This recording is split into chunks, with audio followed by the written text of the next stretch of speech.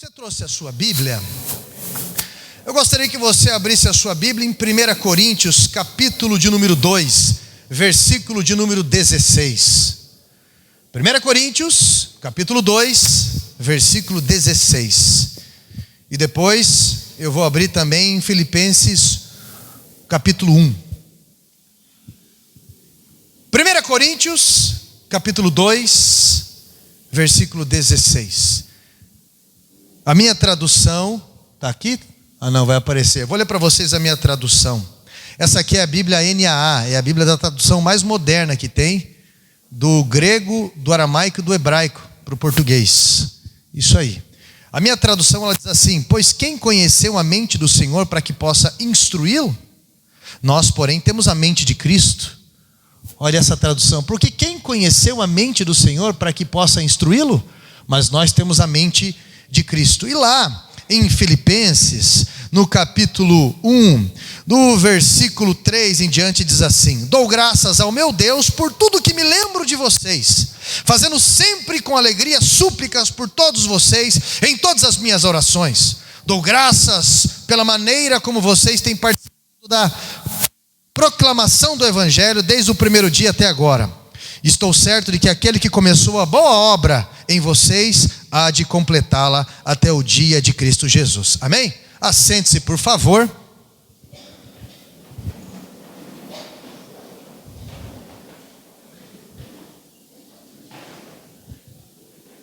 Eu quero falar um pouquinho com vocês sobre mentes invencíveis. Mente forte. Você conhece alguma pessoa aí que tem mais de 70 anos? Essas pessoas passaram por tantas coisas na vida. Essas pessoas talvez já tiveram filhos que faleceram. Os seus pais já não estão mais presentes. Talvez um irmão, uma irmã.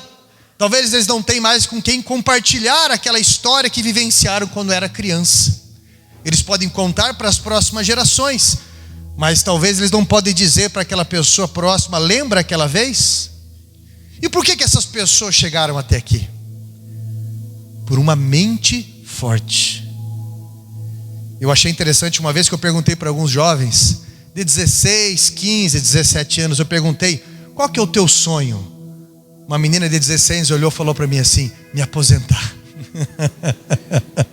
Me aposentar. Falou: mas a vida está começando agora. Me aposentar. E você acha que quando você se aposenta, você não tem mais obrigações, sendo que a Bíblia não fala sobre aposentadoria, a Bíblia fala de renovo. E sempre a Bíblia está falando sobre renovo. Sempre a Bíblia está combatendo a depressão. Você vai ver inúmeros versículos da Bíblia que diz assim: maior é aquele que está em nós do que aquele que está no mundo. Você vai ver versículos que diz assim que jovens, eu vos escolhi porque sois fortes. Você vai ver versículos como Joel: o meu povo se apresentará voluntariamente para o dia da batalha. Por quê? Porque a sua mente é forte, é bem resolvida. A vitória que vence o mundo, a nossa fé, como diz em 1 João. Você vai ver inúmeras passagens da Bíblia. Filipenses 4:4, alegrai-vos, outra vez vos digo, alegrai-vos, porque perto está o Senhor. Filipenses 4:8, ela vai dizer o quê? Tudo que é justo, honesto, de boa fama, se há algum louvor, se há algum amor, nisso pensais, e a paz que excede todo entendimento vai guardar o seu coração. Hebreus capítulo 10, versículo 35 ao 39, né? Necessitais de perseverança, porque depois de haver desfeito a vontade de Deus, alcanceis a promessa, porque o meu justo viverá pela fé, mas se ele recuar, a minha alma não tem prazer nele. Nós não somos daqueles que recuam, nós somos da fé. Não existe força, não existe poder sem unidade. A fé não é um isolamento. A fé não é uma arrogância. A fé não é uma petulância. Não existe força, poder sem unidade. A Trindade, o corpo de Cristo. O Salmo 133, ele vai deixar bem claro para a gente quão bom e suave é que os irmãos vivam como? Em união. Na teoria nós sabemos muito bem. Um casal forte, uma família forte, uma nação forte. Por isso eu convido você a sondar as bases do que você tem vivido, porque a sua fé é o cabo de aço que segura a sua comunhão com Deus, a sua comunhão no casamento, a sua comunhão com a igreja, com o próximo, porque não existe dizer, eu tenho comunhão com Deus, eu não tenho comunhão com a igreja. Se eu quero estar ligado ao cabeça, eu tenho que estar ligado ao corpo de Cristo. Eu quero que você preste atenção na tua fé.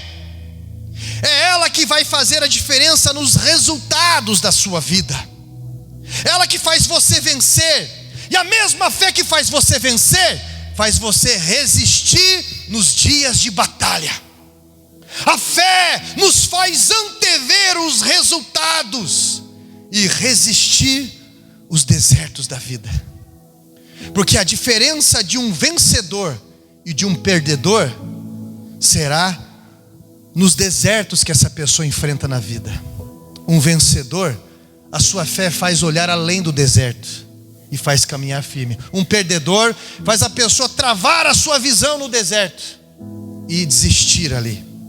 Entenda o que eu estou falando. A Bíblia nos ensina as diversas formas de usar o capacete da salvação. Nós estamos encontrando pessoas com 90 anos, 93 anos, como eu perguntei para minha avó, ou pessoas que já partiram, como a minha sogra.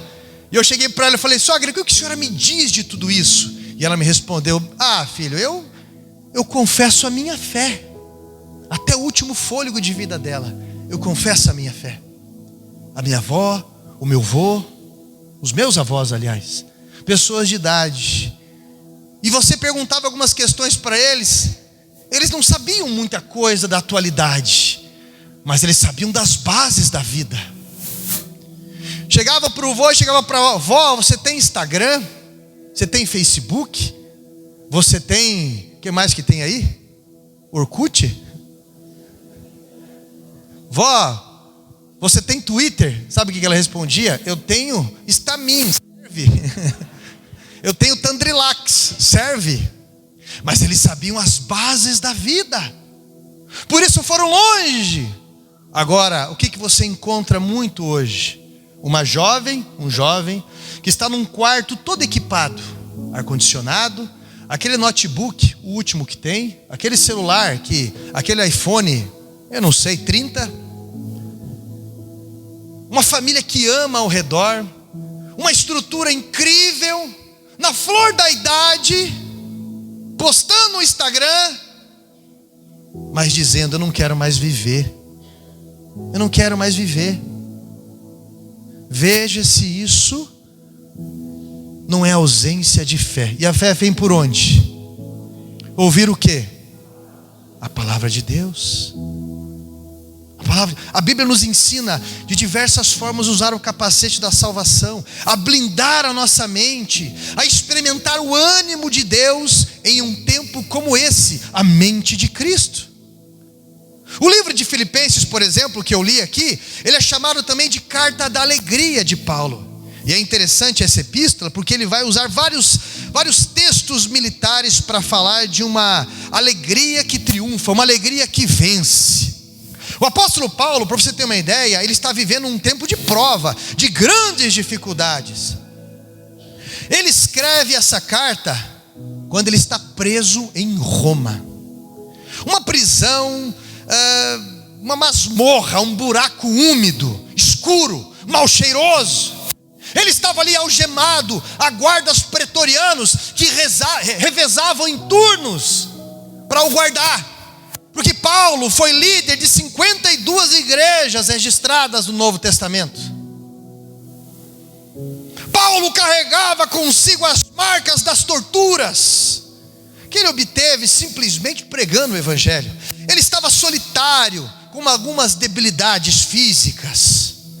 E é nesse texto que ele vai falar dessa alegria que triunfa, dessa alegria que vence, dessa alegria que independe das circunstâncias. E eu queria comentar alguns recursos espirituais que podem nos ajudar a ter uma armadura na nossa mente, principalmente nesses desertos.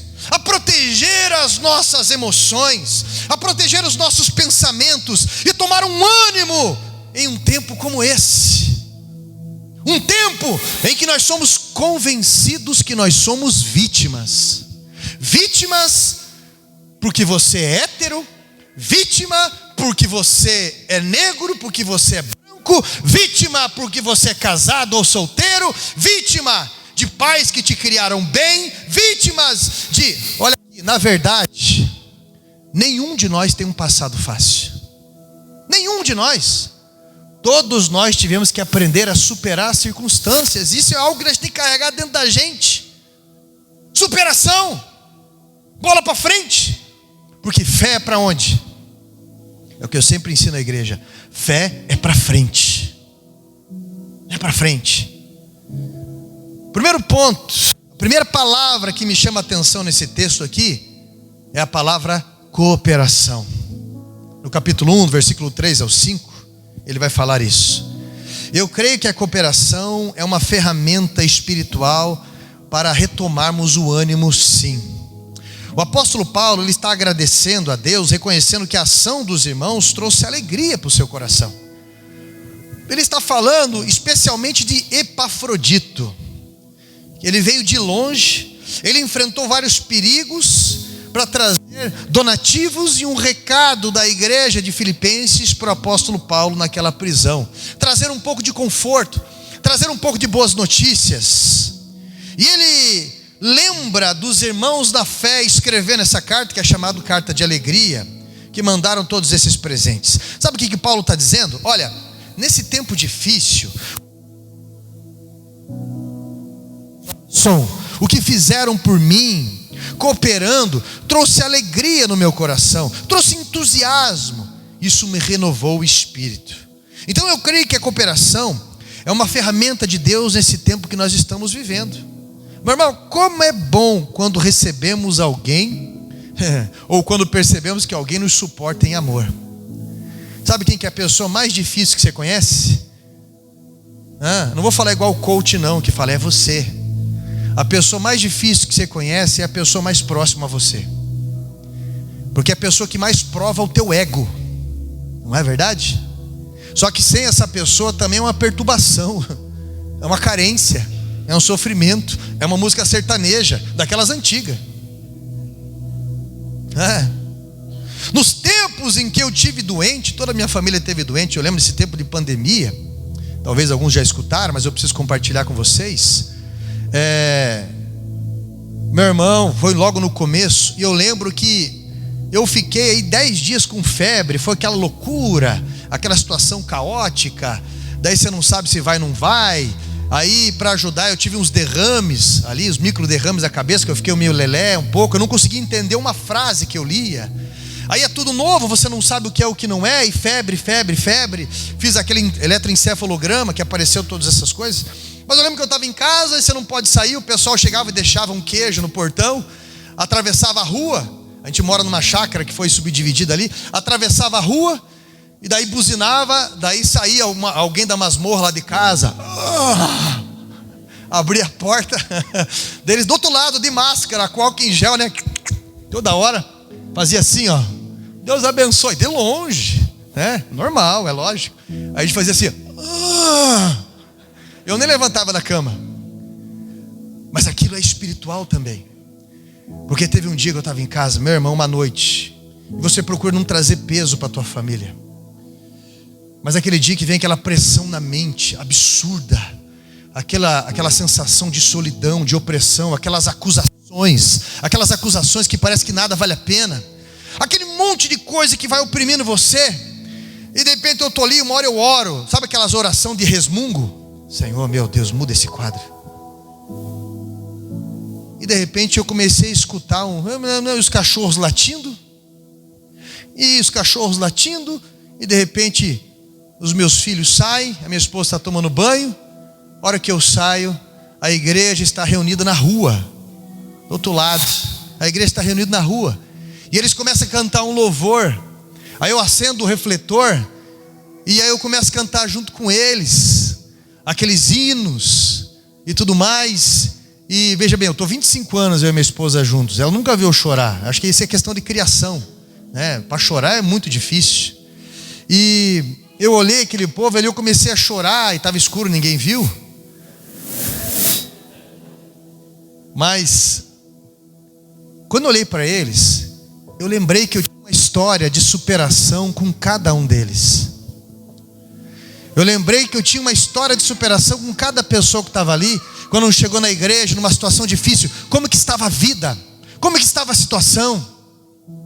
Então no momento que Paulo estava naquela prisão, e ele recebeu a visita de Epafrodito, e as notícias da igreja, aquilo reanimou ele. E a cooperação nos momentos difíceis, ela é uma energia para a nossa mente, para a nossa fé. Uma vez uma moça chegou para mim e falou bem assim: pastor, eu estou bravo com a igreja. Falei, por quê? Eu tive 2 semanas fora da igreja. Tudo bem que eu não sou de frequentar, mas 2 semanas, ninguém perguntou onde eu estava, o que estava acontecendo. E eu fiquei com febre, eu fiquei ruim. E eu falei para ela: mas a senhora sabia que a irmã fulano de tal estava doente também? A senhora sabia que aquele homem fulano de tal, ele estava internado? E a Beltrana que estava na UTI? Você soube que o irmão caiu do telhado e não sei o quê? Você soube que eu também fiquei hospitalizado? Você soube? Você não soube, né? Você também não soube disso, porque... Gente, quando isso aconteceu, eu falei para ela: a senhora não sabe, porque quando a senhora está bem, a senhora não faz visita para ninguém. A senhora não se preocupa com ninguém, não sabe como está a realidade das outras pessoas, porque a senhora está bem. Aí a senhora quer colher o quê? Se a senhora tivesse passado uma mensagem para mim, com certeza eu iria, ou outras pessoas iriam. Agora não adianta a gente ficar fazendo dengo. Já ouviu falar que água parada dá dengue? E crente parado dá dengo? Já ouviu falar isso? A cooperação, ela faz criar em nós, meu irmão, um contentamento, uma alegria. Ela é muito importante para as nossas vidas. Você pega esses homens que já foram do mal mesmo. Não adianta você ficar batendo de frente. Mas se você, numa penitenciária, colocar numa solitária de verdade, não tem machão ali. Pode gritar, pode ameaçar, ninguém vai te ouvir. É o inferno, é o princípio do inferno. Pode gritar, pode reclamar, ninguém vai te ouvir. Porque o pior inferno aqui é a indiferença. Nós precisamos da comunhão. Várias demonstrações de carinho. E isso é muito importante para mim e para você. Nesses tempos difíceis, quando chega a cooperação de alguém, ajuda de alguém, nós somos renovados em espírito. Não é verdade? Nós precisamos uns dos outros e precisamos ser claros uns com os outros. Há muitas pessoas dispostas a ajudar, sim, mas nós temos que ser claros. Agora aquela escola, nem Nescau tinha na minha casa. Fala. Tem pessoas dispostas a ajudar. Tem pessoas dispostas a cooperar. E eu vou falar uma coisa para vocês. O sul do país, aqui no Brasil, o sul do país é muito caridoso, gente. Você vai para o norte do país, não tem uma comunidade terapêutica não. É clínica paga. E é caro. Aqui, meu irmão, o que tem de gente ajudando para tudo qualquer lado, você não tem ideia. As memórias boas, de pessoas boas, precisam ser resgatadas, porque há muita gente amarga, dizendo que está sozinho, sozinha. Eu desejo essa cooperação a todos, para que haja ânimo e para que haja vitória. A segunda palavra que me chama a atenção aqui das 3, a segunda palavra é a palavra progresso. No versículo 12 ao 14 ele diz: quero ainda, irmãos, certificar-vos de que as coisas que me aconteceram têm antes contribuído para o progresso do evangelho, de maneira que as minhas prisões em Cristo foram manifestas por toda a guarda pretoriana e por todos os demais. E muitos dos irmãos, encorajados por minha fé, ousam falar mais confiadamente em temor. Então a palavra aqui é progresso. E esse progresso é um termo militar. Quando aconteciam as batalhas lá no passado, quando aconteciam tudo isso, era comum ter um soldado que ele tocava no ritmo militar.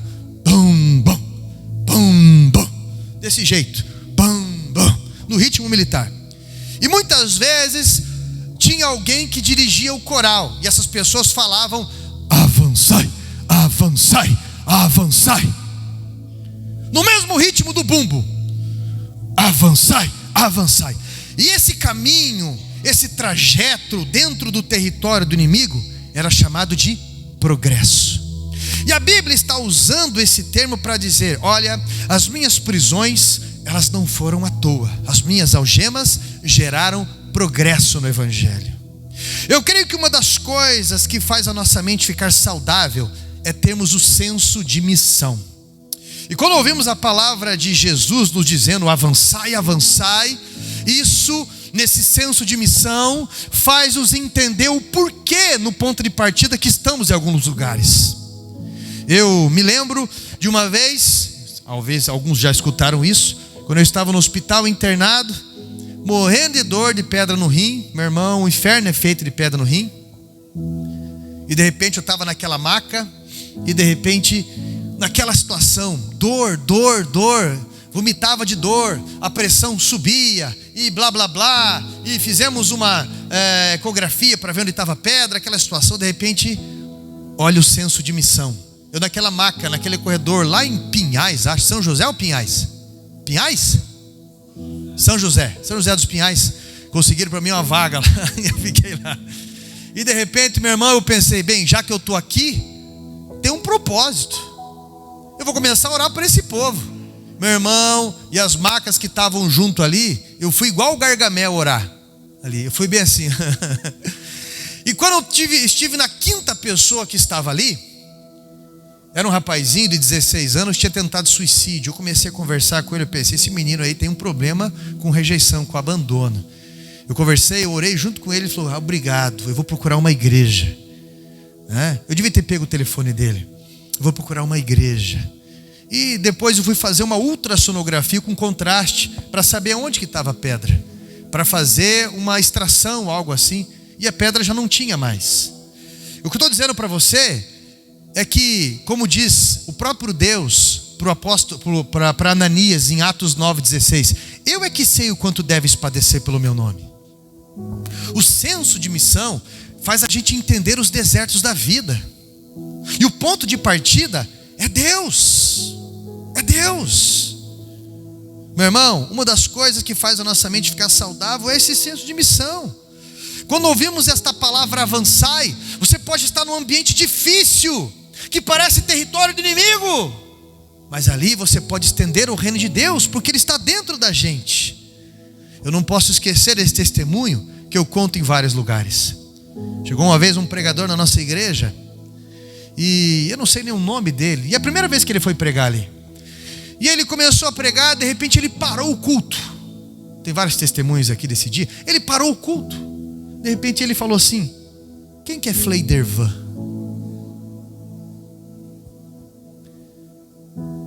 Eu sabia quem era Fleidervan, o irmão Fred.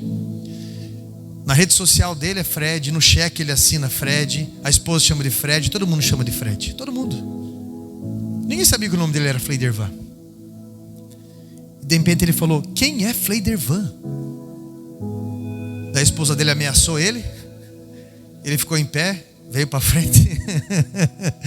Quando ele chegou aqui, ele falou assim: eu vi uma roda de demônios planejando contra a tua vida, e você sentiu uma dor bem aqui no peito, bem forte, e Deus está falando que Ele está te dando vitória mais uma vez.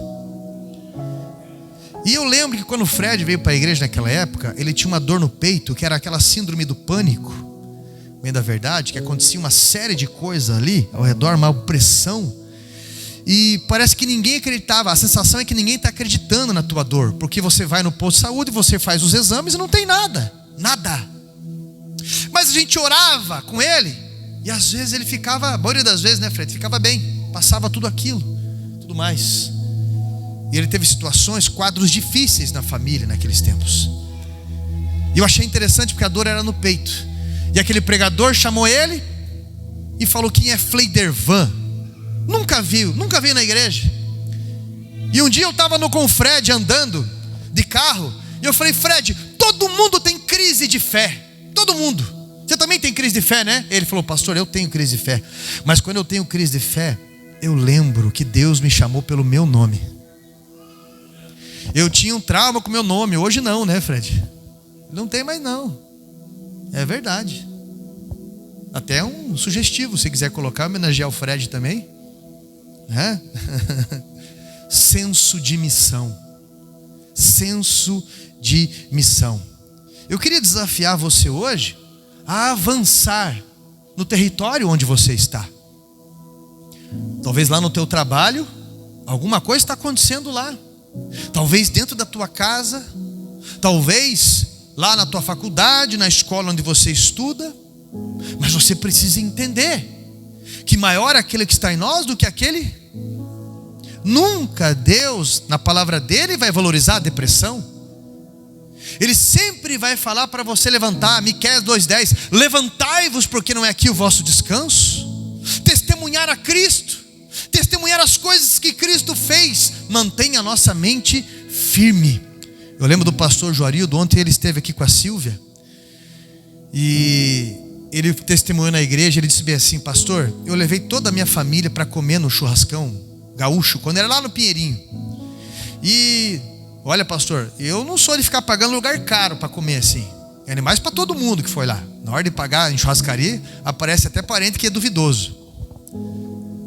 Mas eu paguei feliz aquele dia. Eu falei: sério, por quê? Porque quando eu era menino de rua, eu vim aqui comer comida do lixo deles. O que Deus fez na obra daquele homem é muito grande. Esse senso de missão cura a gente. Ele falou que quando ele era criança, o sonho dele era comer um frango inteiro e um x-salada. Então, meu irmão, o que Cristo faz na vida de uma pessoa serve para todos nós de exemplo. Eu quero desafiar você a ter esse senso de missão na tua vida, e em vez de ficar comentando resmungos e dengo, confessar a tua fé, entender o quadro que Deus permitiu você estar para você ser luz naquele ambiente, naquele lugar, naquele grupo. E nessa medida Deus vai trazendo ideias novas, Deus vai abrindo as portas. É assim que Deus age entre nós e através de nós. Terceiro ponto que eu quero me referenciar a você aqui, terceira palavra-chave sobre uma mente invencível, é a palavra provisão. Dos versos 18 ao verso 19 vai falar sobre a palavra provisão, o que Deus proveu. Ele está falando da provisão do Espírito, da provisão abundante do Espírito. A palavra provisão no grego, ela significa coral. Interessante, né? A palavra provisão no grego significa coral. É interessante porque nos tempos antigos, contratar um coral era algo muito caro. Só autoridades, só pessoas ricas tinham esse dinheiro para fazer isso, ter as suas festas um coral cantando. E é por isso que esta palavra logo se tornou sinônimo de bem abastecido ou provisão. A provisão generosa. E a Bíblia, quando vai falar para a gente sobre provisão que vem da parte do Espírito de Deus, ela nos fala de uma provisão generosa. E eu creio que aqui há algo sobrenatural. Não depende apenas de nós, mas de uma fé que procede de Deus na crise, e por isso recebe um derramamento do Espírito. Em momentos de dificuldade, o derramamento do Espírito. Paulo escreve isso, mas muitas vezes na cadeia ele havia experimentado essa provisão de Deus. Uma situação que me chama a atenção é quando Paulo, ele simplesmente tem a visão de um homem vestido caracterizado de um macedônio, na cultura macedônia. E esse homem está se debatendo e dizendo para Paulo: nos ajude por favor, vem nos ajudar por favor. Então ele entende de Deus que ele tem que ir para a Europa, para levar o evangelho na Europa. E de repente, meu irmão, quando ele chega lá, parece quando Jesus chegou em Gadara. Quando Jesus chega em Gadara, vem um gadareno ali e com uma legião de demônios. Quanto que é uma legião? 6.000. Quando Jesus olha, já na praia, chegando, tem 6.000 demônios esperando ele. Brincadeira, gente. Brincadeira. Mas quando Paulo chega, pá, pá, pá. Quando Paulo chega, meu irmão, uma mulherzinha que passa para lá e para cá, e ela fala assim: esse aí verdadeiramente é um homem de Deus. E daqui a pouco ele passa de novo, um outro dia, esse é um homem de Deus. E no terceiro dia a mesma coisa, até que um dia Paulo, ele tem um discernimento de espírito, e ele expulsa o espírito de adivinhação daquela mulher. Só que aquela mulher, ela era escrava de adivinhação de um outro homem que lucrava com isso. Para você que fica vendo horóscopo aí, para entender a procedência, nunca é coisa boa, sempre é coisa para perturbar. Estou vendo uma pessoa assim e está de olho no teu marido, hein? Aí começa aquela perturbação toda. Aí, meu irmão, o que aconteceu? Denunciaram Paulo e Silas, pegaram os dois e deram 40 menos uma chibatada nele, 39 chibatadas. Para quem não sabe o que era a condenação de Azorrá, eram chicotes com tiras de couro encebadas, e na ponta tinha pedra, pedaço de ferro e pedaço de chumbo. Então eles pegavam aquelas varas, quem aqui assistiu Paixão de Cristo sabe que eu estou falando um pouco. Pegavam aquelas varas assim e davam um pouco daquilo de lá, tipo 20, 25 daquilo de lá, saltava aqueles vergões da pessoa. Então eles vinham com a Azorrá, e quando eles davam aquela chicotada, saía lasca de pele ali, sangue esvairava. Então eles pegavam, quem levasse, pra você ter uma ideia, quem levasse 40 chibatadas de Azorrá não poderia sofrer condenação mais de correção, poderia sofrer de morte, mas não desse tipo de correção. Então eles pegavam Paulo e davam 39, e fizeram isso 5 vezes com Paulo, 195 chibatadas. Então eles pegaram Paulo, deram 39, pegaram Silas, deram 39, e daí joga salmoura nas costas deles e lançam eles na prisão.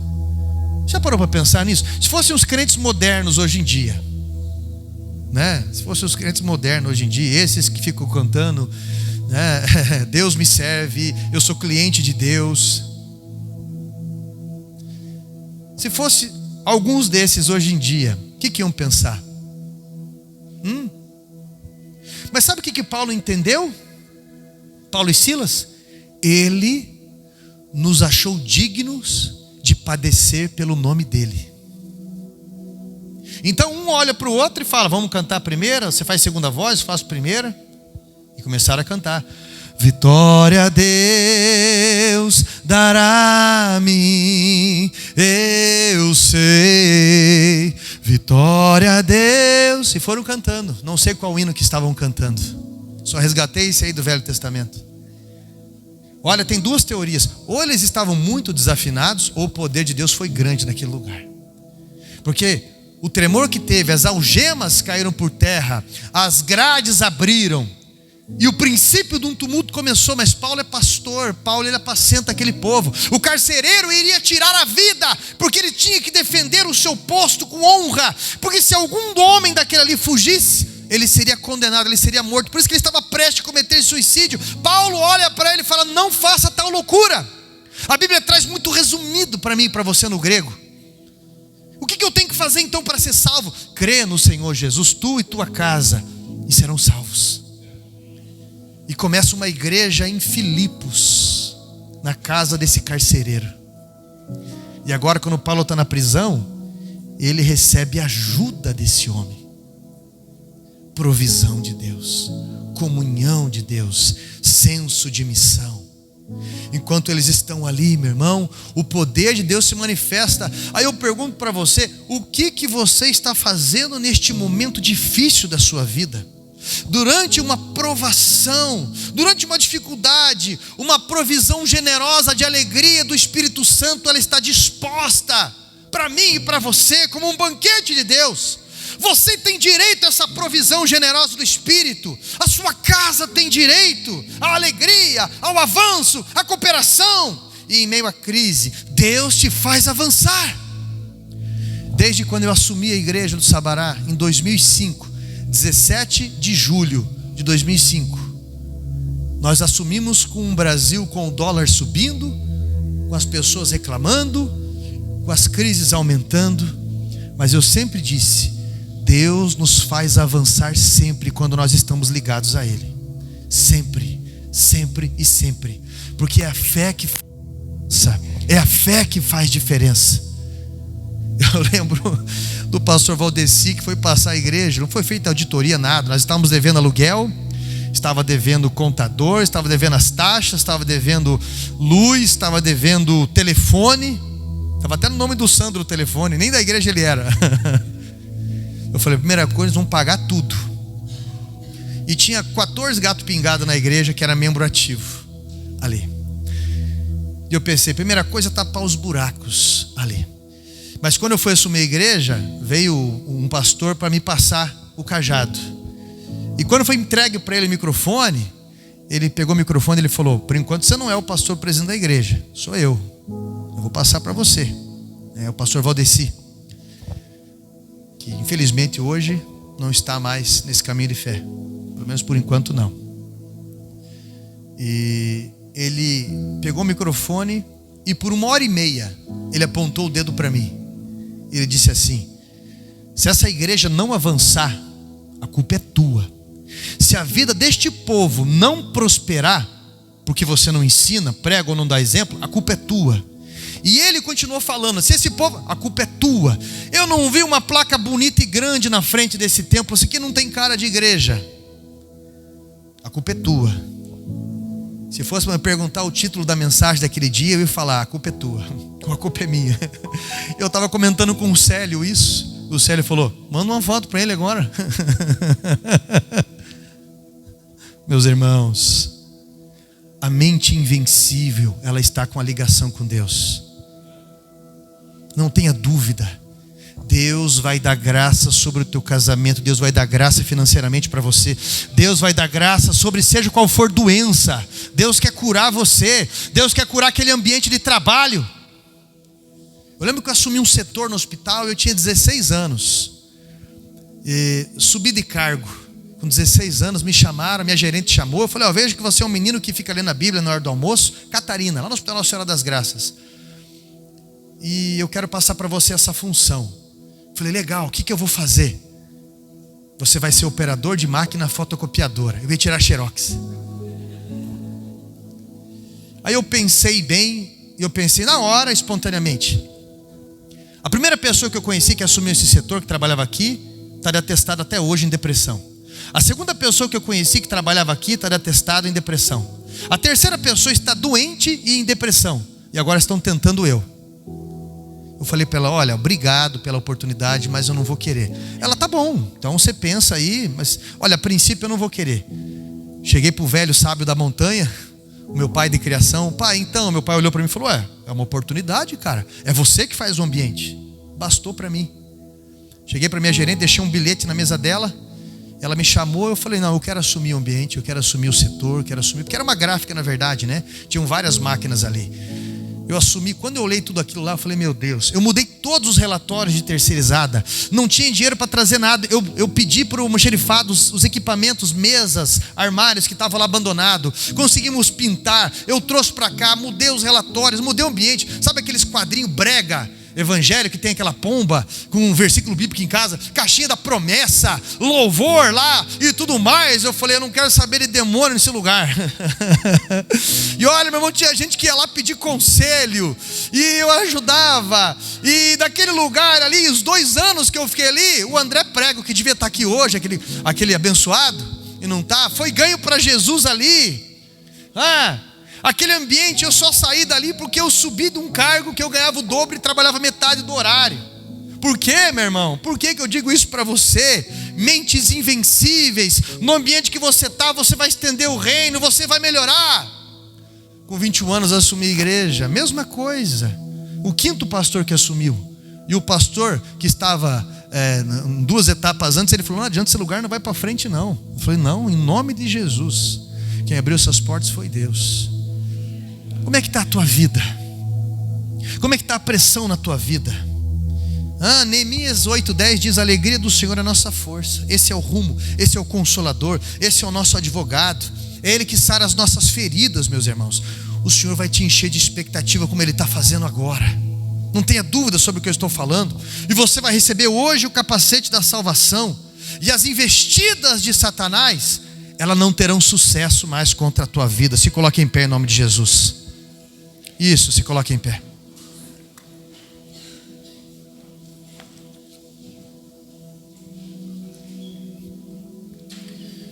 Agora o versículo faz mais sentido para você. 1 Coríntios 2,16. Quem conheceu a mente do Senhor para que possa instruí-lo? Nós, porém, temos a mente de Cristo. Coloca a mão na tua cabeça assim. E com os teus olhos fechados, o que andou perturbando a tua mente nesses dias? Você tem o capacete da salvação na tua vida hoje. Eu vou ungir a tua cabeça com essas palavras, e você vai receber o capacete da salvação na tua vida, porque maior é o Espírito Santo que está na tua vida. Ele tem um chamado poderoso. As maldições irão cair na tua vida, no nome de Jesus. Não terão mais acesso. Esse medo extremo, esse fracasso extremo, essa vida que não avança, essa vida medrosa, que as coisas não acontecem. Meu irmão, você vai receber o capacete da salvação. Eu vou fazer uma oração junto com você. Você vai repetir a minha oração. Depois você vai falar com Deus junto comigo. Amém? Com a mão na tua cabeça, repita essa oração comigo. Diga assim: Espírito Santo, Deus Todo-Poderoso e Fiel, a partir deste momento, eu quero receber o capacete da salvação. Que o Senhor me proteja. Venha blindar a minha mente contra todo o ataque de Satanás, contra todo esse desânimo, contra todas essas fugas erradas, contra todos os falsos paraísos. Eu quero pedir ao Senhor que venha blindar a minha mente contra as frases de maldição, as pessoas mal intencionadas, esses pensamentos abusivos. Em nome de Jesus, eu quero pedir a tua graça, a tua palavra na minha mente. Em nome de Jesus, eu rejeito toda maldição, eu rejeito toda investida do inferno, eu rejeito toda estratégia maligna. Em nome de Jesus, todo vício caia por terra. Em nome de Jesus, todo mal caia por terra, porque em mim habita o Espírito Santo de Deus. Em nome de Jesus. Começa a orar pela tua vida agora. Começa a pedir ao Espírito Santo revestimento. Começa a pedir ao Espírito Santo a alegria do Espírito de Deus.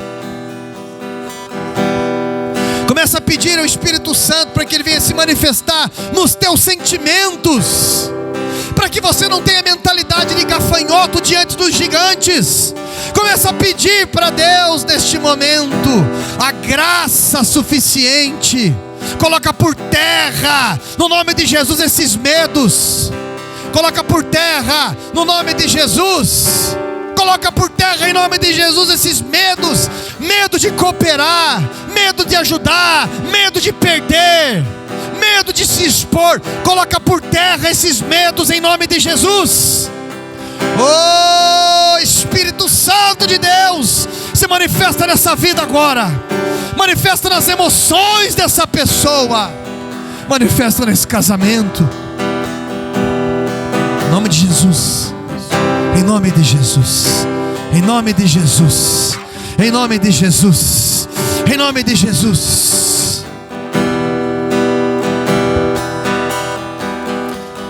Amém, meus irmãos. Amém. Graças a Deus.